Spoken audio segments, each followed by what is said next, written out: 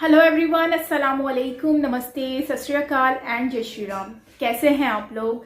I hope आप लोग बिल्कुल ठीक होंगे और मैं भी बिल्कुल ठीक हूँ, हमेशा की तरह एकदम बढ़िया। आज की वीडियो काफ़ी ज़्यादा जो कि मुझे सेंड की गई है, शेयर की गई है, और ये लेटेस्ट वीडियो है जो कि वर्ल्ड अफेयर्स की है। और ईरान सर्जिकल स्ट्राइक जो है पाकिस्तान के ऊपर हुई है कि नहीं हुई है, इस पे कंफर्मेशन के बारे में पता चलेगा, या फिर कुछ और चीज़ें हैं उसके बारे में पता चलेगा। बिना देरी किए चलते हैं इस वीडियो की तरफ और रिएक्शन देते हैं। Let's start.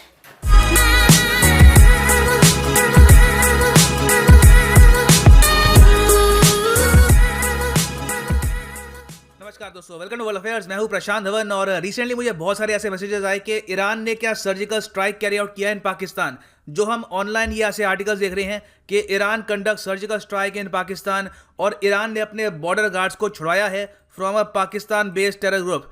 क्या ये सच है? क्या ईरान ने जेन्युइनली ऐसा किया है? इस वीडियो में मैं आपको विद प्रॉपर फैक्ट्स बताऊंगा कि क्या हुआ है, वेरियस कंट्रीज के जो न्यूज आउटलेट्स हैं यहाँ पर क्या कह रहे हैं, तो सब कुछ क्रिस्टल क्लियर हो जाएगा इस वीडियो में। नाउ फर्स्ट ऑफ ऑल यहाँ पे आपको समझना होगा कि पाकिस्तान और ईरान की एक बहुत ही बड़ी इंटरनेशनल बॉर्डर है। यहाँ पे आप देखेंगे मैप, ये है हमारा प्यारा भारत, और यहाँ पे आप देखेंगे ये पाकिस्तान है और ये ईरान, और ये है इन दोनों के बीच की एक बॉर्डर की टोटल लेंथ है 959 किलोमीटर्स। काफी बड़ी बॉर्डर है। और इस बॉर्डर में आप अगर पिछले 10 साल में देखो तो बहुत सारे आतंकवादी अटैक्स हुए हैं, primarily from groups based in Pakistan.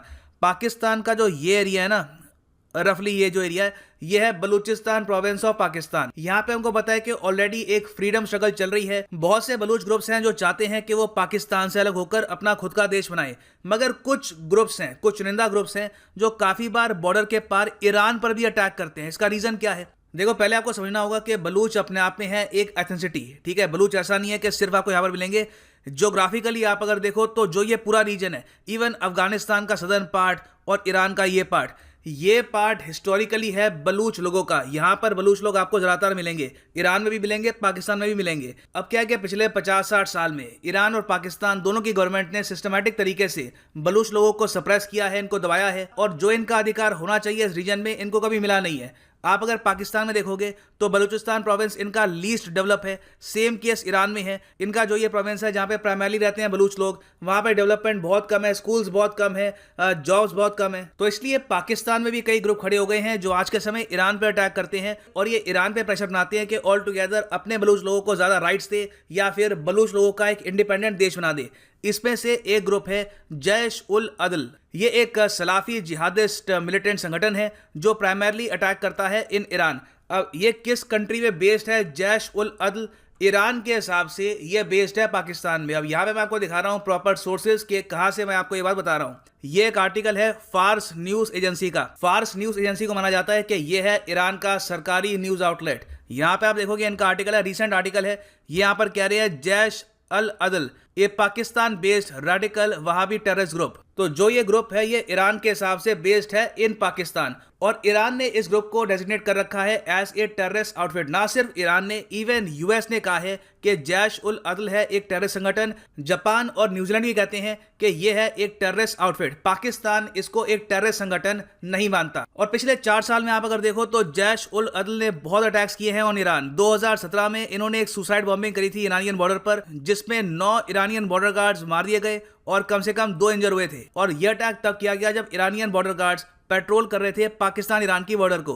फिर उसके बाद आप अगर जाओ तो दिसंबर 2018 में जो चाबार सिटी है, चाबार पोर्ट के काफी करीब भी एक ब्लास्ट हुआ, वहां पर भी बहुत लोग मारे गए। अब जब चाबार पे अटैक हुआ ना, तब पहली बार इंडिया में सस्पेशन ये उठा कि ये जो ग्रुप है जैश उल अदल, इसको कहीं ना कहीं आईएसआई बैक कर रही है, पाकिस्तान मिलिट्री बैक कर रही है, ताकि जो इंडिया की इन्वेस्टमेंट है चाबार में, इसको ये डिस्टर्ब कर पाए। मगर मैं ये भी ऐड कर दूं कि चाबार में अब तक इन्होंने ऐसा एक ही अटैक किया है, उसके बाद कोई और अटैक ये नहीं कर पाए। और यहाँ पे आप देख पाएंगे 2018 के आर्टिकल का कटआउट है, suicide attack hits police post इन चाबहार। और कोइंसिडेंटली चाबहार बॉम्बिंग से सिर्फ कुछ ही महीने पहले इन्होंने अक्टूबर 2018 में बहुत सारे ईरानियन बॉर्डर गार्ड्स को किडनैप कर लिया था। बॉर्डर पे जो सोल्जर्स पेट्रोलिंग कर रहे थे उनको अटैक किया और उनको किडनैप करके ये पाकिस्तान में ले गए। उसके बाद से हम देख रहे हैं कि ईरान की जो इंटेलिजेंस एजेंसीज हैं इन्होंने काफी नेगोशिएट किया और बहुत ही मुश्किल से धीरे धीरे अपने कुछ लोग वापस ईरान में लेके आए। 2018 में इन्होंने फ्री किया 5 लोगों को, उसके बाद 4 और लोग फ्री हुए। और कुछ रिपोर्ट्स ये भी आई कि इनके एक दो लोगों को यहाँ पे संगठन ने मार भी दिया है। मगर ओवरऑल ईरान के कुछ बॉर्डर गार्ड्स अभी भी इस ग्रुप की हिरासत में थे। अब क्या है कि हाल ही में ईरान की जो इंटेलिजेंस एजेंसी है इसने किया है एक secret operation in the territory of Pakistan. जी हाँ, ईरान की जो इंटेलिजेंस फोर्सेस है ये गई पाकिस्तान में, एक ऑपरेशन किया और इन्होंने अपने 2 सोल्जर्स जो 2018 में किडनैप हो गए थे ये छुड़वाए और इनको वापस लेके आई है ईरान में। और ये मैं नहीं कह रहा, ये यहाँ पे लिखा है अनातोलू एजेंसी के आर्टिकल में। अब ये भी जान लो, अनातोलू एजेंसी ये टर्की का गवर्नमेंट बैक पब्लिशिंग हाउस है। टर्की के रिलेशंस पाकिस्तान के साथ बहुत अच्छे हैं, तो जो भी ये पब्लिश करते हैं ज़्यादातर प्रो पाकिस्तानी होता है। बहुत ही रेयरली ये कुछ ऐसा आर्टिकल डालेंगे जहां पे पाकिस्तान की आलोचना हो रही होगी। और यहां पे आप देखोगे क्लियरली ये लोग कह रहे हैं कि ईरान फ्रीज 2 सोल्जर्स किडनैप्ड इन पाकिस्तान। और पूरा आर्टिकल आप अगर पढ़ो तो यहां पर लिखा है कि ये एक सक्सेसफुल ऑपरेशन था जो कैरी आउट किया गया था to rescue kidnapped border guards who were taken as hostages by Jaish ul Adl. तो जो ये स्टोरी है ये टर्की का गवर्नमेंट बैक न्यूज़पेपर, उसके अलावा ईरान का जो गवर्नमेंट बैक न्यूज़पेपर है, दोनों कंफर्म करते हैं इसको। तो इस बेसिस पे आप कह सकते हैं कि बिल्कुल पाकिस्तान पर फिर से एक सर्जिकल स्ट्राइक हुआ है। और ये बात दोहरा रहा है आज के समय इंडियन मीडिया, ईरानियन मीडिया और टर्किश मीडिया भी। अब क्वेश्चन यहाँ पर यह आता है कि सर्जिकल स्ट्राइक ये किस टाइप का था? क्या बॉम्बिंग हुई है, इन्होंने क्या किसी को मारा है, कुछ आतंकवादियों को हर्ट किया है? इसके बारे में क्लैरिटी नहीं है। हमें यह नहीं पता कि क्या यहाँ पे कुछ गोलियां चली हैं, कुछ अटैक्स हुए हैं। मगर सिंस बोथ ईरान और टर्की यहाँ पे शब्द यूज कर रहे हैं ऑपरेशन, तो ऑब्वियस सी बात है यहाँ पे सिर्फ बातचीत नहीं हुई। यहाँ पर ऑब्वियसली ऐसा नहीं हुआ कि ईरान के लोग गए और उन्होंने बस बातचीत करी और जैश उल अदल ने 2 और जो लोग थे इनको छोड़ दिया। डेफिनेटली यहाँ पे कुछ कॉन्फ्रंटेशन हुई है, एक प्रॉपर ऑपरेशन हुआ है। उसके बाद ईरान ने अपने 2 लोग छुड़वाए हैं from Pakistan based terror outfit. अब ये तो कहा जा रहा है इन कंट्रीज के मीडिया द्वारा।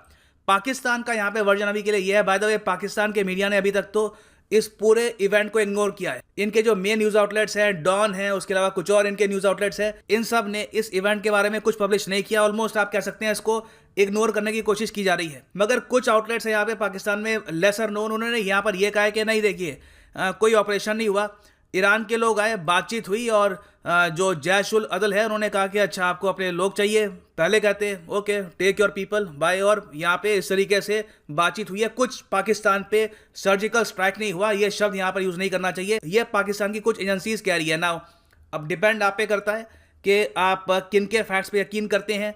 आप यहाँ पे जो Turkish government backed news agency है अनातोलू एजेंसी, इस पर बिलीव करते हैं, जो ईरान की गवर्नमेंट बैक्ड न्यूज़ एजेंसी है इस पर बिलीव करते हैं, और जो 85 इंडियन मीडिया के आर्टिकल्स हैं उस पर बिलीव करते हैं, या फिर आप पाकिस्तान के नैरेटिव पे बिलीव करते हैं, that is up to you.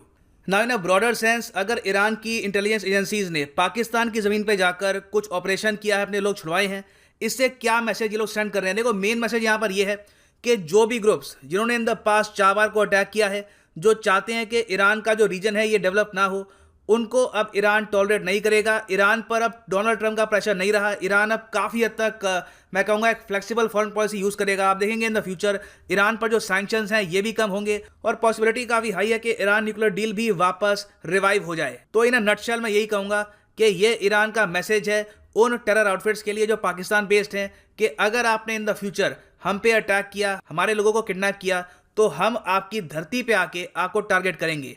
सो ये है अंत इस वीडियो का। उम्मीद करता हूँ कुछ आपको क्लैरिटी मिली होगी यहाँ पर।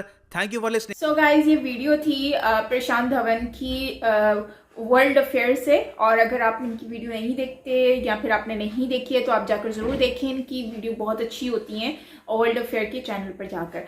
सो इसमें हमने एक प्रीवियस वीडियो बनाई थी जो कि सर्जिकल स्ट्राइक के अकॉर्डिंगली लास्ट नाइट, जिसमें लोग पूछ रहे थे कि ये क्या सच है, और उसमें मैंने ये पहले ही क्लियर कर दिया था कि पाकिस्तानी न्यूज़ चैनल्स पर ऐसी कोई बात नहीं सुनने को मिली। और आप लोगों की लिंक शेयर करने के बाद ही मुझे ये न्यूज़ मिल रही है कि इस तरह का कुछ हुआ है। उसके बाद फिर मैंने सर्च किया कि क्या ये वाकई में ही रियलिटी है कि नहीं है, और वहाँ पर भी ऐसा कोई न्यूज़ नहीं मिली थी। हाँ, सिर्फ भारत के जो इंडिया के जो चैनल्स हैं उसमें ही बताया गया था, कंफर्मेशन हुई थी कि इस तरह का कुछ हुआ है, और इसके अलावा कहीं और पर मुझे इस तरह की न्यूज़ नहीं मिली। लेकिन उसके बाद फिर काफ़ी हमने उस पर रिएक्शन भी दिया था, और फिर मैंने कहा था कि हम प्रशांत धवन की वीडियो पर रिएक्शन देंगे और देखेंगे कि अगर उनकी वीडियो आती है तो उनसे पता चलेगा कि एक्चुअली हुआ क्या है। तो अब इनकी वीडियो से जहाँ तक मुझे आइडिया हो रहा है कि पाकिस्तानी बेसिकली जो न्यूज़ चैनल है उन्होंने तो ये कंफर्मेशन ऐसी कोई की नहीं है, और वो नहीं कह रहे कि इस तरह का कुछ हुआ है। वो ये कह रहे हैं कि इस तरह की वो आपस में मिलजुल कर बात की गई है। और उसके अलावा अगर हम बात करते हैं टर्किश की, तो टर्किश के साथ बहुत ज़्यादा, तुर्की के साथ बहुत अच्छे रिलेशनशिप है पाकिस्तान का, और ईरान के साथ भी अच्छा रिलेशनशिप है। पता नहीं क्या हुआ है, ईरान ने इस तरह से क्यों किया है, अगर किया है तो क्यों किया है। और दूसरी बात ये है कि अभी ईरान ने कुछ दिन पहले ही जो है इसराइल की एजेंसी में भारत में दिल्ली में जाकर इस तरह की वहाँ पर भी इन्होंने ये हरकत की है। उसके बाद जाके ये सर्जिकल स्ट्राइक पाकिस्तान में कर रहे हैं। और उसके अलावा अच्छा, डोनाल्ड ट्रंप के जाने के बाद बहुत सारी चीज़ें जो हैं वो चेंज हुई हैं। आपको नहीं लगता ऐसा कि इनके जाने के बाद इन्होंने भारत में भी अपना काम दिखा दिया और फिर पाकिस्तान में भी? चले, पाकिस्तान में अगर ऐसा कुछ किया है तो उन्होंने अपने एक मकसद के लिए किया है कि उनको अपने लोगों को निकालना था, बचाना था, तो कुछ इस तरह का सिनेरियो था। ये वीडियो थी और इसमें बेसिकली मैं एक ही लास्ट में चीज़ कहूँगी कि पाकिस्तानी न्यूज़ चैनल्स में इनको एक्सप्लेन करना चाहिए था, क्लियर कर देना चाहिए था, बता देना चाहिए था, पब्लिक को आइडिया होता कि एक्चुअली हो क्या रहा है कंट्री में, क्या चीज़ें हैं और बाहर के लोग क्या बता रहे हैं, क्या वो उसमें कितनी सच्चाई है, ये सारी चीज़ें क्लियर होनी चाहिए। दूसरी बात, पाकिस्तान के ऑलरेडी हमारे यहाँ की कंट्री का जो एक इमेज है वो आउट ऑफ कंट्री में बहुत ही ज़्यादा डाउन होता जा रहा है, क्योंकि हर आए दिन कोई ना कोई सर्जिकल स्ट्राइक कर रहा है, आए दिन कोई ना कोई मामलात होते रहते हैं। कभी PIA का इशू आ रहा है, कभी किसी चीज़ का इशू आ रहा है, अभी वैक्सीन का इशू आ रहा था। तो ये चीज़ें हमें आए दिन देखने को मिलती हैं। तो मैं यही कहूँगी कि इस तरह की सिनेरियोस को जो है ना हमें कवर करना पड़ेगा, और कवर इस तरह से करना होगा कि कंट्रोल करना होगा अपनी इन चीज़ों को, ताकि हमारी जो इमेज है और कंट्री की डाउन ना हो। और उसकी वजह से जो है अब जैसे कि पाकिस्तान ऑलरेडी ग्रे लिस्ट में है और कंफर्मेशन नहीं है कि वो ग्रे लिस्ट में ही रहेगा या वाइट लिस्ट में जाएगा या ब्लैक लिस्ट में जाएगा। वैसे वाइट में तो मुझे नहीं लगता कि अभी फ़िलहाल जाने वाला है, लेकिन ग्रे लिस्ट में चांसेस हैं कि वो रहे। लेकिन और आई होप कि रहे, क्योंकि अगर ब्लैक लिस्ट में चला जाता है तो बहुत ही बुरी कंडीशन हो जाएगी हमारे कंट्री की। सो मैं तो हमेशा यही कहूँगी कि इस तरह का कुछ हो नहीं। सो गाइज, ये थी हमारी आज की वीडियो। मिलते हैं नेक्स्ट वीडियो के साथ, तब तक के लिए अपना बहुत सारा ख्याल रखिएगा। और अगर कोई अच्छी वीडियोस हों तो आप मुझसे ज़रूर शेयर कीजिएगा लिंक उसका। और इसके अलावा आप ऊपर मुझे इंस्टाग्राम की ID मेंशन है, वहाँ पर भी आप मुझे लिंक शेयर कर सकते हैं। सो मिलते हैं नेक्स्ट वीडियो के साथ, अपना ख्याल रखिएगा। Bye bye.